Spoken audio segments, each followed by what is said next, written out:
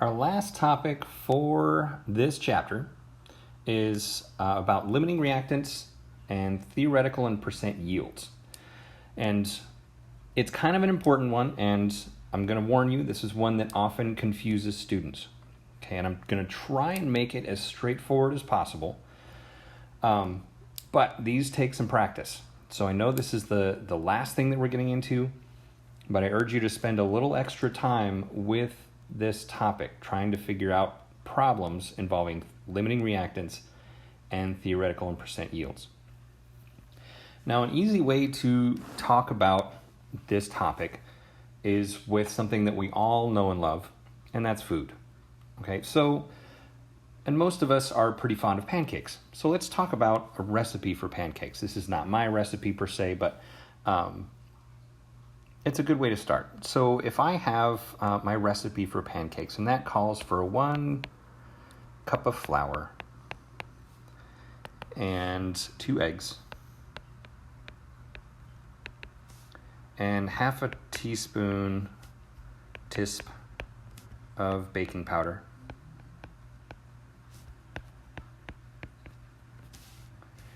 and if I put those things together, I should get 5 pancakes.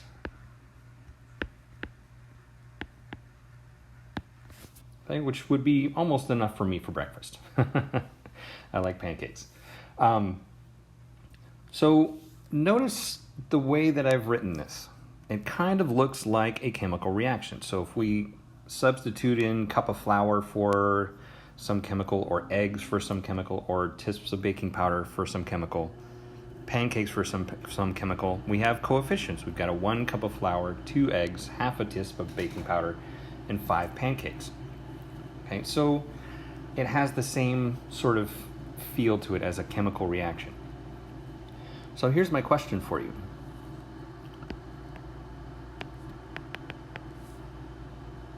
What if I go to my fridge and I have 3 cups of flour, not in the fridge, but in the cupboard.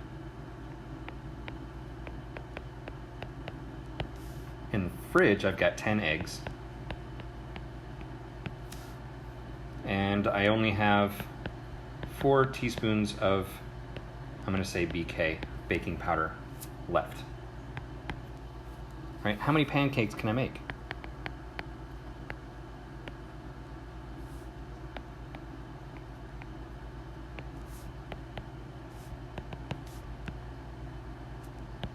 Okay. Using my recipe and these ingredients that I have, what is the maximum number of pancakes that I can make?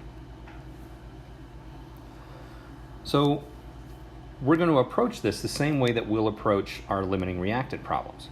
Okay, and the idea about the limiting reactant is that something will dictate the max amount of product.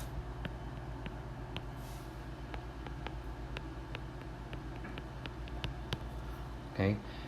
In other words, another way to put that is that something is going to run out first.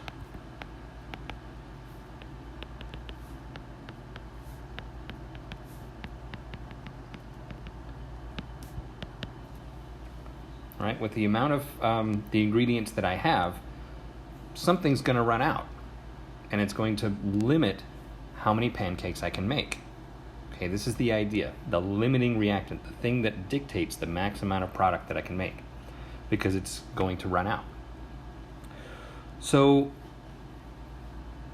I want to find out how many pancakes I can make. So I'm going to use my stoichiometry brain to figure that out. And what I'm going to do is I'm going to take each ingredient that I have and how much I have, and I'm going to do a ratio to figure out the maximum number of pancakes that I can make given what I have. Right? So if I have 3 cups of flour, my ratio of flour to pancakes is 1 cup of flour for every 5 pancakes, right? So I can say 5 pancakes for every 1 cup of flour, right? So looking at my recipe up here at the top of the screen, I'm doing this just like I would a stoichiometry problem. my cups of flour will go away, and I'm left with a number of pancakes. So 15 pancakes is the most I can make if I have plenty of everything else. Okay, if I only have 3 cups of flour, the most pancakes I can make is 15. What about my eggs? All right, my ratio of eggs to pancakes, 2 eggs for every 5 pancakes. So 5 pancakes for every 2 eggs. All right, my eggs will cancel out. If I've only got 10 eggs and plenty of everything else, I could make as many as 25 pancakes. All right, my last item was I have in my cupboard 4 teaspoons of baking powder. And we look in my recipe was half a teaspoon of baking powder for every 5 pancakes. So if I have 4 teaspoons of baking powder and plenty of everything else, I don't know why I make that as BK, baking powder, but you know what I'm talking about. 5 pancakes.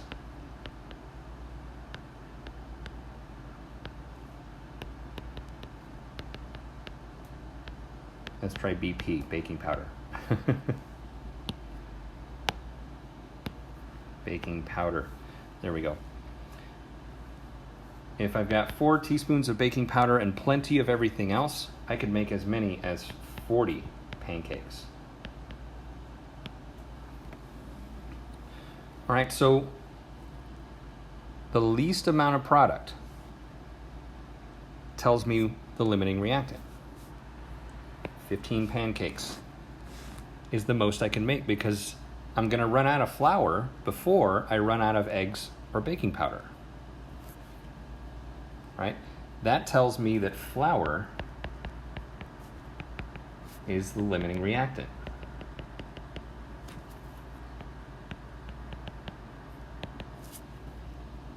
Right? And by doing this process, I also find out the theoretical yield.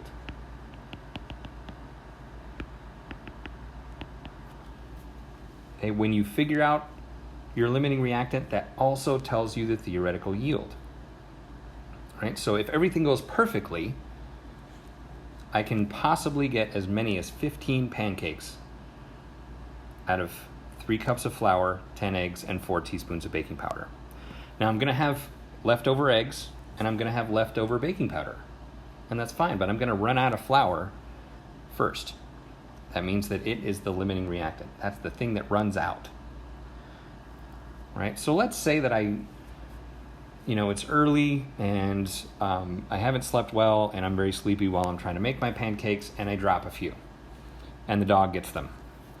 And so as far as pancakes that actually make it onto the plate, we call that the actual yield. Right? So when all is said and done, how many pancakes did I actually get out of the process? And let's say that I only have 11 pancakes of what I actually made. So my percent yield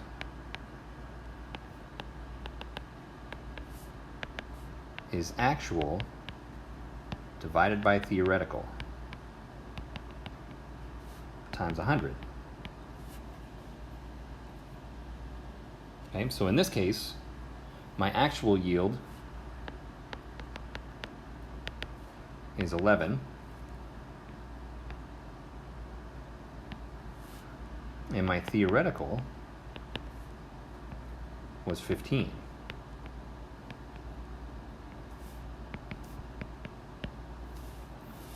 Right? When I do that math, I come out with a percent yield of 73%.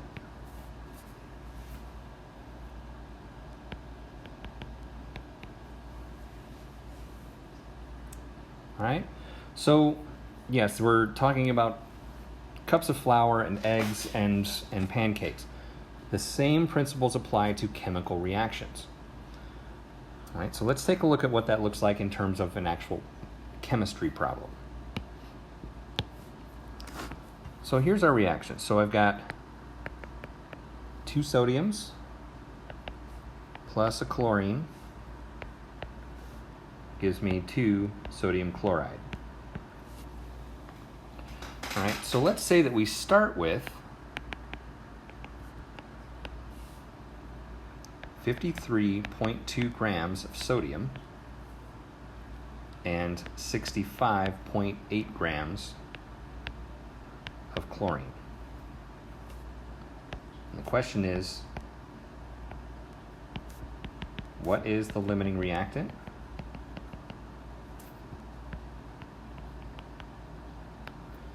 And from here on out, I'm just going to label that as LR for limiting reactant. And what is the theoretical yield?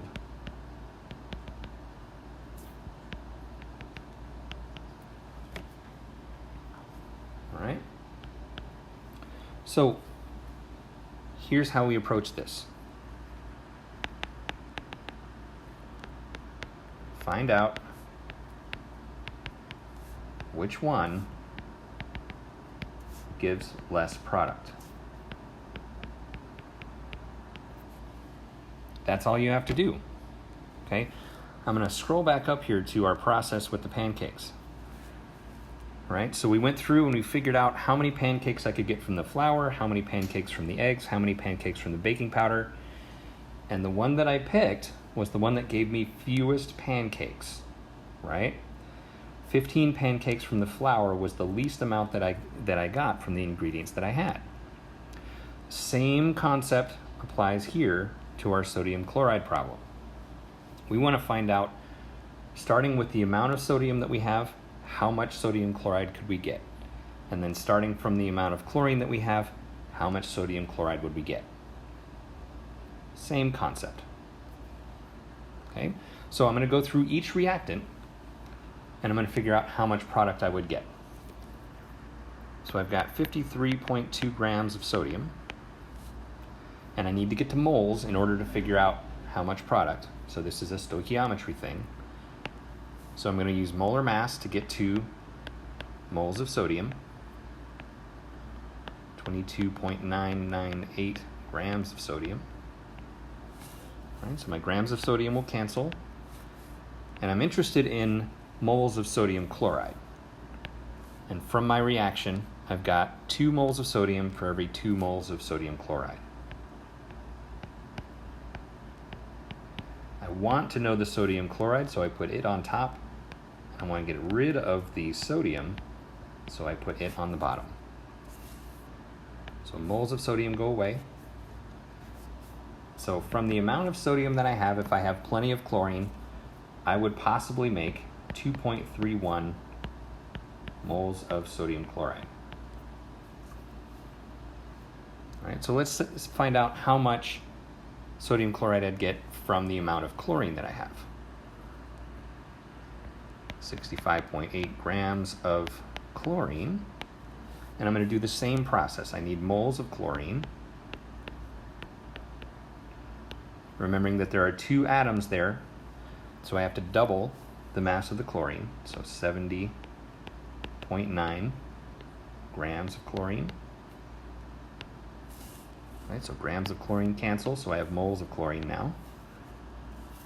And then my ratio, I'll come back up here, 1 mole of chlorine for every 2 moles of sodium chloride. Just as a reminder, the 2 here after the chlorine has nothing to do with the stoichiometry. All right, we're only concerned with the coefficient, which in this case is a 1. All right. So I want to know the sodium chloride, so I put it on top. And the 1 mole of Cl2 on the bottom. So my moles of chlorine will go away. And we find out that we get 1.86 moles of sodium chloride. All right, fewer moles of product.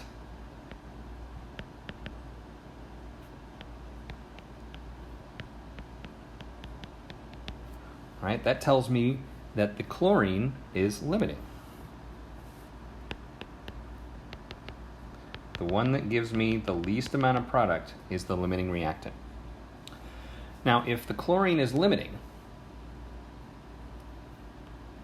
that means that the sodium is excess. Okay, I'm going to run out of chlorine, but I'll still have some sodium left over. Okay, so that's an important concept, is you can also find out how much excess there is if you wanted to. Okay, so the other important thing is that limiting reactant, and I said I would use the LR, tells the theoretical yield.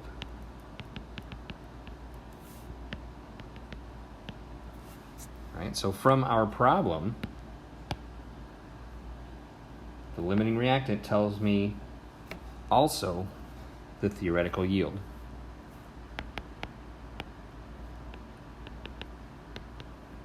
Theoretical yield is 1.86 moles of sodium chloride.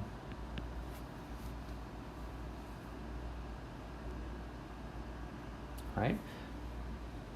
So go through the process of figuring out how much product you get from each reactant. The one that gives you the least amount of product is the limiting reactant, and it also tells you the theoretical yield. Now, let's say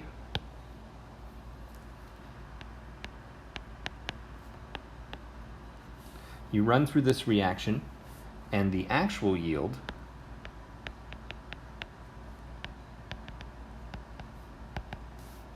is 86.4 grams.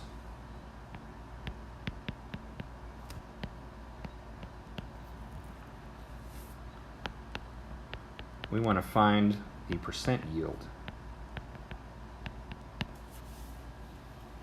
Right? In order to find percent yield, you have to be told what the actual yield is. That's an important thing, so listen to these words.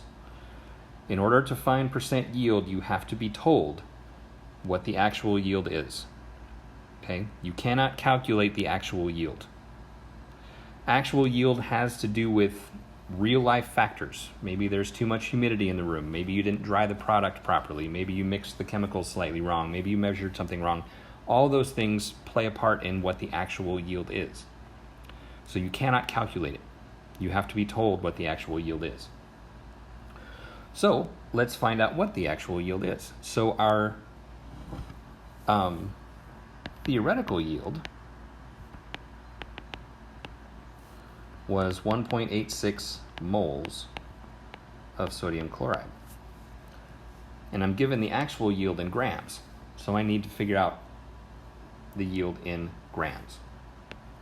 So moles to grams, I'm going to use molar mass of sodium chloride. 58.4398 grams of sodium chloride in 1 mole. All right, so my moles will cancel out, leaving me with grams of sodium chloride, and that comes out to be 108.698, tracking at the third sig fig, grams of sodium chloride. All right, so our percent yield is actual over theoretical times 100. So our actual yield was 86.4 grams, and our theoretical yield is 108.698, tracking at the third sig fig, grams times 100, means that our percent yield is 79.5%. Okay, so these are kind of complicated problems, but if you take them step by step, right? So what was our first step? Was to figure out which reactant gave us fewer moles. Okay, that tells us the limiting reactant and the theoretical yield. Okay, you get that information just from that first part. The next part was down here when we were told the actual yield. once you know the actual yield, you can find the theoretical yield. We had to go through this step in order to make our units match. I can't divide grams by moles and get a percentage. It doesn't work that way. Okay, but in the end, I was still just doing one more step of calculating the percent yield by dividing actual by theoretical. Another question that I often get from students is, how do I know that I have to do a limiting reactant problem? I'm going to come back to the original problem. You know that you have to do a theoretical yield problem when you're given amounts of both reactants. Okay, that's your dead giveaway that this is going to be a limiting reactant problem. Okay, if you're given the amounts of both of the things here, you need to figure out which one's going to run out. So that's going to do it for us on Chapter 3. Our exam is coming up. I hope you're going to be ready for that. Lots of studying, lots of practicing over the next few days. Please hit me up with questions. Come to office hours, come to our meetings, and ask questions. I love to answer questions. It makes me keep feeling like a teacher. So I will see you soon, and enjoy your time.